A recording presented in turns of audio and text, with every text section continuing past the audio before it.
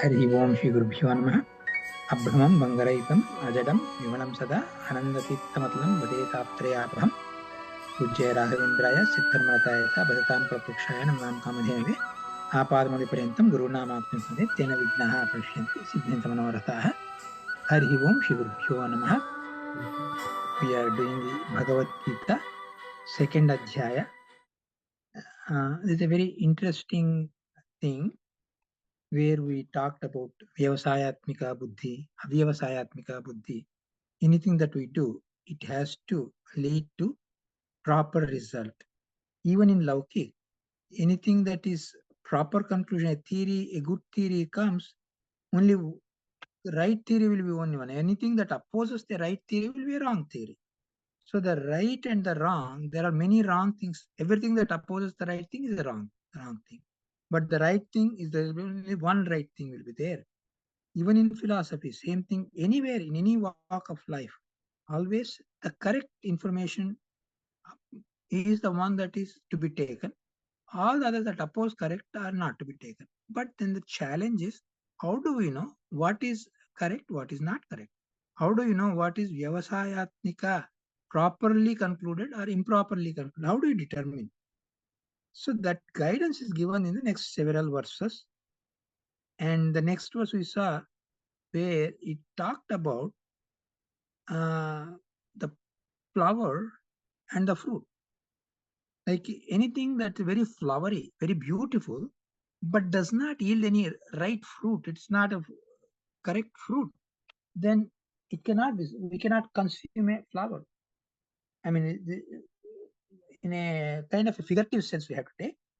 So the fruit is what is consumable and what is ultimately stays forever, like a moksha phala. Moksha phala is what is to be taken. And whatever is the laukika prayojana, materialistic benefit, and that goes against the moksha. So it's is laukika, we go through laukika things, but they should not oppose the moksha approach. That's what is needed, and that is the criteria. And the example that is given is Yamimam Pushpitam Vacha Pravadanti Avipaschitaha Vedavadarataha Parthananyadistiti Vadinaha. We talked about Vedavada Ratas. This term, Vedavada Rata, this term is a very interesting word because is it actually a positive term or a negative term?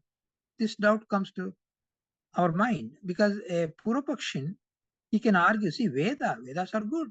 Vedavada, who do Vada or arguments in favor of Vedas, they are good. And Rataha, they are very firm, fixed, they are so unwavering. So, unwavering arguers of Veda is a positive term. This proposition can be made by a Purapaksha, and some can may get confused also. Some may get a little bit confused also. Yes, that's what it sounds like. Love sounds like a positive term, but the context will tell us no, it is not used in a positive way here. How? Says one is the Pushpitam Vacham is like a flowery, beautiful talk. That means it's not really a right thing. And Pravadanti, they keep unnecessarily propagating it. But they are avipaschitaha. Vipaschitaha is very, very wise people, well knowledgeable is vipaschitaha, not knowledgeable ones. So that means Vedavada Ratas are not knowledgeable ones, not the right ones. And what do they do, Vedavada Ratas? Na anyad astiti vadina. Hey, this is what we say is the right one. That's it. What we tell, you have to follow. Vedas tell you have to go towards the Swarga. Vedas don't say go for moksha. Vedas are meant to go get the heavenly pleasures, then come back to here, get pleasures here, get all this. This is what moksha, forget about it. This is what Vedavada Ratas do. So that is not good. And for this, Acharya gives an elaborate explanation, which will be interesting. So we can just talk a little bit about that because this Vedavada Rataha, why this topic came, I mean, why this progression came is Acharya says, Avyavsaya buddhi kesham yam vacham avipaschitaha pravadanti तथा अपहृतचेतसां बुद्धिः व्यवसायात्मकेन समाधाने न वर्तते. That means those who go with the wrong conclusion, who are those people? Means they talk beautifully, they do not know much, but they steal the minds of the people. Nowadays, we see that a lot of speakers, they talk so nicely, so wonderfully, so sweetly, and they really steal our, the hearts of the masses, public masses. But their buddhi is not in balance with Vyavasayatmika balance. That means proper conclusion balance of thinking is not there in them. And how we should get the correct information, what we should do. And there, Acharya quotes from Atharvana Shruti, but I'll give the gist of it. It says, whatever way any object, it can be a physical object or a conceptual object or any topic, anything it is there. See the object, the topic or anything, the way it is. Yatha vastu tatha jnanam. That is what is criteria. That means do not see it in a twisted way, no twisted manner. Vishamam tu anyatha jnanam. The imbalance thinking, imbalanced knowledge, incorrect knowledge, it will not have samadhana sthit. That means it will not answer our inquiries. It will not lead us in the right path. It will not tell what is sadvakya, what is vishamavakya, what is the truthful statement, what is wrong, what is right. Swargadi pushpavadi eva vachanam yadachidesam. There are statements in Vedas like Jyotishtomo, Swargakamo Yajeta, those who are desirous of acquiring the heavens, let them do Jyotishtoma Yaga. Jyotishtoma Yaga is according to the Vedas. So, by doing the Yaga, Jyotishtoma Yaga, according to Vedas, you desire for the Swarga. And whoever wants Swarga, he has to do this. He wants Swarga, you do his Jyotishtoma Yaga. If you don't want Swarga, then don't do it. The statement stays like that. But the trick is this. Okay, if you want Swarga only, then you do Jyotishtoma Yaga, fine, you'll get Swarga. But that does not mean you have to do Jyotishtoma Yaga for Swarga purpose. For Swarga purpose, like we used to call necessary and sufficient condition. For getting the heaven, you have to do Jyotishtoma Yaga if you want it. But that does not mean if you want to do the Jyotishtoma Yaga, wish for the heaven. The mandate is on doing the yaga. The mandate is not on wishing for the swarga. Let God please with you. I'm doing this because I want to please the Lord. I don't care for swarga. I don't want swarga. I want Bhagavat Preeti, Bhagavat Sannidhana, Bhagavat Sangatya. That's all I want. So that is how the person should approach. So Mokshapala, Vishnu Samipya Rupaka Mokshapala. That means Mokshapala. What is moksha? Being close to the Lord. The Lord who is all omnipresent, omnipotent, omniscient. We are with Him. He is going to give us the full bliss that is appropriate for our Swarupa. So that is the moksha. The moksha is for the sake of Vishnu. Even moksha is for the sake of Vishnu. So all the joys, being with Vishnu is the joy. Nothing else is the joy. That is how one should do it. Phaladam cha namanyante tam Vishnum jagatapatim भोगैश्वर्य अनुगत्यर्थम क्रिया बाहुल्य संतताम बहु samsara phaladamante tamasi patinam. If we do all this materialistic approach only, some people, like for example Duryodhana and all those sweet people, they also did all this yaga yajna. You hear in the story, they did the yaga yajna. So that does that mean they are going in the right path? No, they do yaga yajnas so that they can get hold of people, cheat people, and extract people and torture the people even more. So for them, doing the yaga yajnas according to Vedas is actually taking them closer to Anantamas only, not closer to the Swarga even. They are uh, fit, they're unfit, or they're not capable of, they're not fit enough to get even the Swarga. That's why when they get the Swarga, what they get is Upaswarga, the Swarga that is a little bit less, not the actual Swarga. And eventually, irrespective of how much yaga yajnas they do, they go to Andhantamas only. So that is how they go. So yam vadanti duratmanaha vedavakya vivadinaha taya sammohita dhiyam katham tattvajnata bhave. We have to be very careful about those people. Such people are there.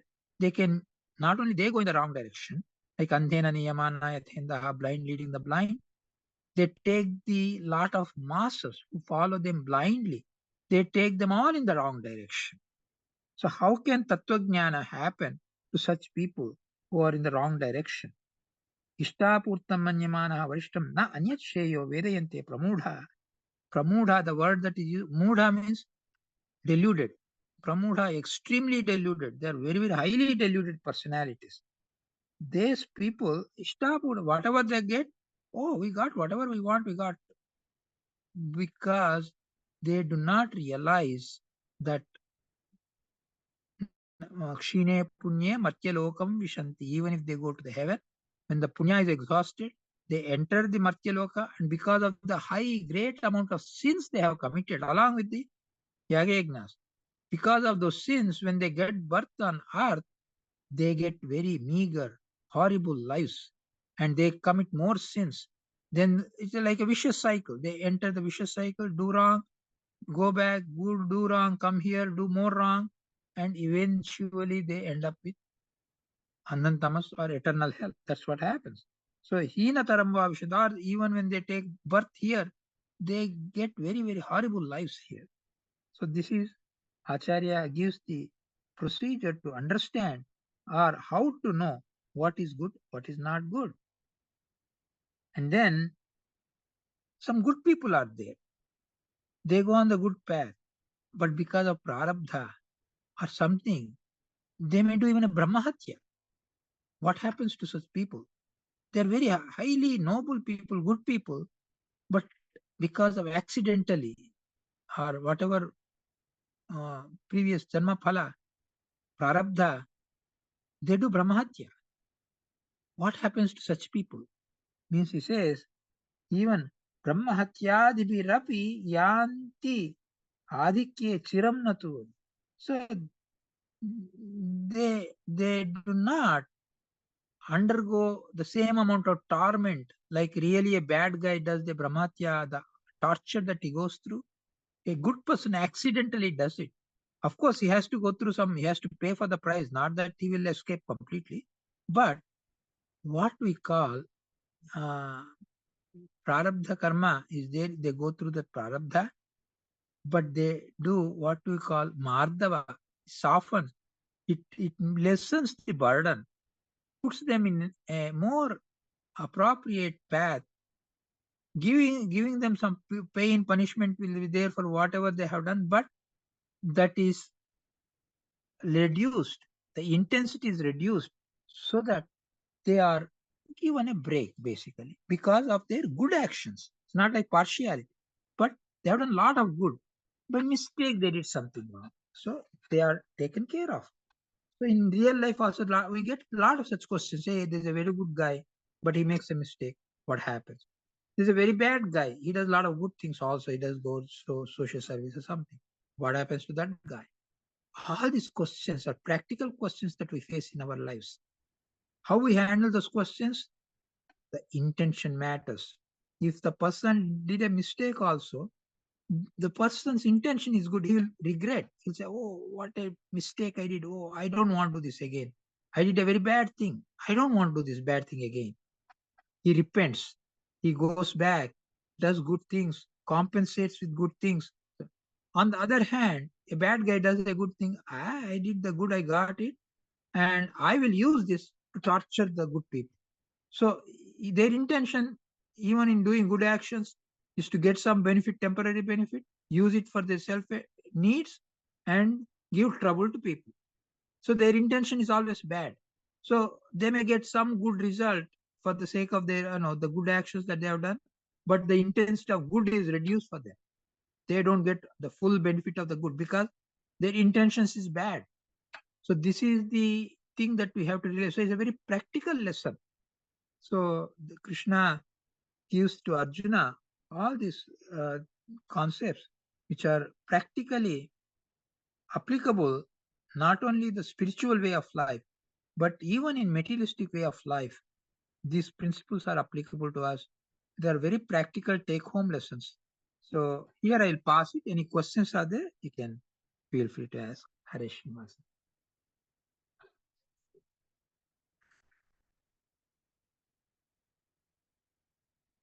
Dhanyavad Shri Keshara. If anybody has any questions.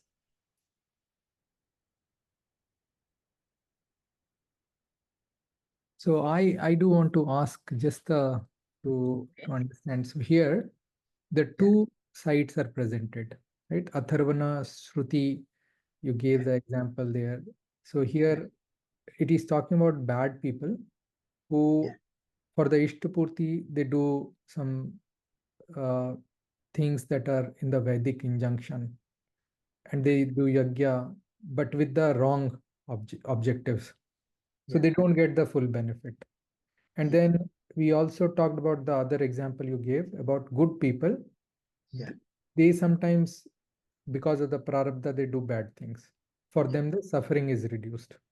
So both on one side, the Vedavarata, people who talk beautifully, they steal the mind of listeners, but they know little, and they do Ishtapurti things as those are the most important things for them. They are not getting full benefit, and the good people, their suffering is also reduced. So both these two paksha is what is Acharya has mentioned. Is that Yes. And for the first paksha, as you mentioned, Atharvani Shrutis they are taken. For the second paksha, he has taken from Narada Purana. So he quoted from the Narada Purana. So Jignasus and how sometimes what happens is for these good people also, they don't find somebody to guide them. And these bad people come and they misguide them also. So they get shaken up because they're not comfortable with the misguidings given by the bad people. So they get a little bit shaken up. But the God is so kind. Even if temporarily that happens, God will send good people to them and help them. So they will be taken care of by God eventually. So that's something that we have to keep on the back of our mind also. okay? So in the beginning, you also mentioned that the right knowledge is only one, but there are many wrong knowledges, many wrong notions are there. But even the right knowledge, there could be multiple perspective on that right knowledge. It could be represented different ways. Yes, absolutely. That's why I'm saying right knowledge, when I say the ultimate goal of it, as we also see that Acharya gives one flow in Bhashya, totally a different flow in Tatparya.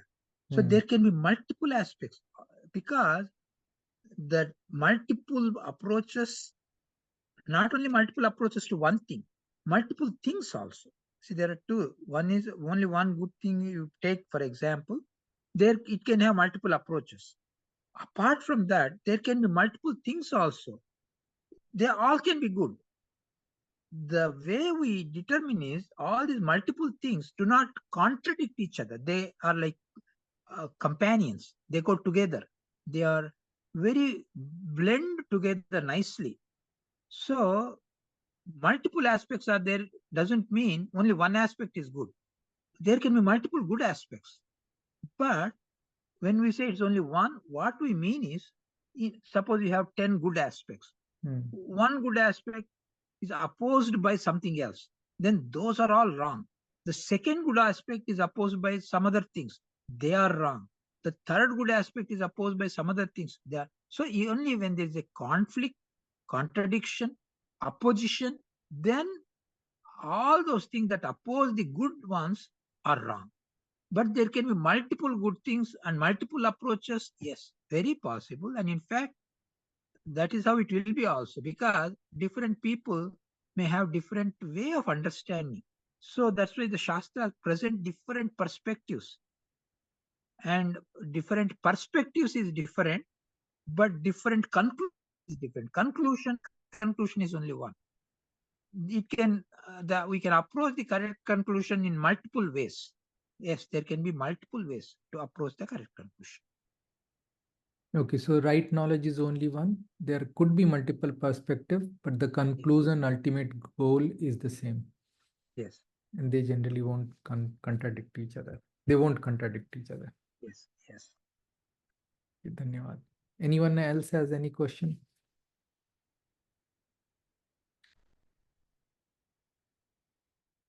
I do want to mention in the last class, after many people dropped, there was some good discussion. So I've uploaded all of the recordings on our YouTube channel. So if people want to go listen to it, they can. Thank you.